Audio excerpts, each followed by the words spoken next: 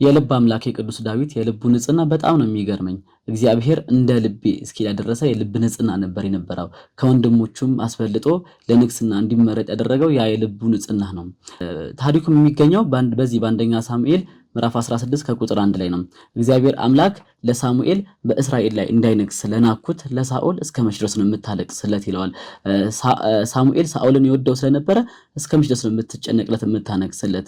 ችግር የለም ወደ ቤተልሔም ሄድ ከእሴይ ልጆች መካከል ንጉስን አዘጋጅልሃለሁ ወደዛ ሄድ ተሾማል ይለዋል። ሳሙኤልም ሳኦልን ይፈራው ስለነበረ አረ ጌታ ሆይ ሳኦል ቢሰማ ይገድለኛል ይለዋል።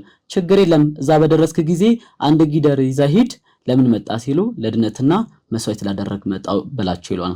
ከዛ እንደታዘዘውም ሳሙኤልም አንድ ጊደር ይዞ ወደ ቤተልሔም ይሄዳል። እንዳሰበውም ሕዝቡ ወጥቶ ሳሙኤል ለምንድን ነው የመጣው ይሉታል። አይ ለድነት ነው መስዋዕት ላደረግ መጣው ይላቸዋል።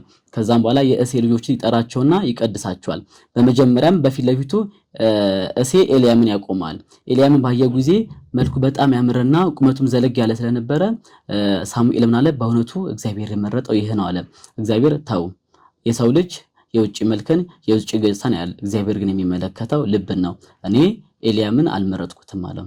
ከዛም በኋላ አሚናዳብን በፊቱ ቆመ።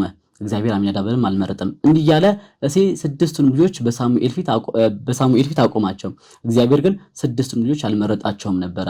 ከዛም ሳሙኤል መልሶ ለዳዊት ለእሴይ እኚህ ብቻ ነው ልጆች አለው። አይ አንድ ታናሽ ብላቴና አለኝ በእረኝነት ይገኛል አለው። ችግር የለም ይጥሩት አለ። ዳዊትም ተጠራ፣ በሳሙኤል ፊት ቀረበ። በዛን ጊዜ እግዚአብሔር አለው ለሳሙኤል ተነስና ቀባው አለው። ተነስቶ ምን አለ? ሳሙኤል በዳዊትን ቀባው። ከዛ ቀን ጀምሮ ይላል በዳዊት ላይ የእግዚአብሔር ጸጋ ከዛ ቀን ጀምሮ አደረ ይላል። እግዚአብሔር ዳዊትን የመረጠው ልቡ ንጹህ ስለሆነ ነበር ነው። አብዛኞቻችን ለውጭ ነገሮቻችን የምንጨነቀው አይደለ? ለውጭ መልካችን ብዙ ነገር እንፈጋለን፣ ብዙ ነገር እናወጣለን፣ ብዙ ወጪ። አብሶ ደግሞ በዚህ ዘመን ብዙ ኢንቨስት የሚደረገው በዚህ በውጫዊ ነገራችን ላይ ነው። እግዚአብሔር ግን የሚመለከተው የውጫዊ ገጽታችን አልነበረም።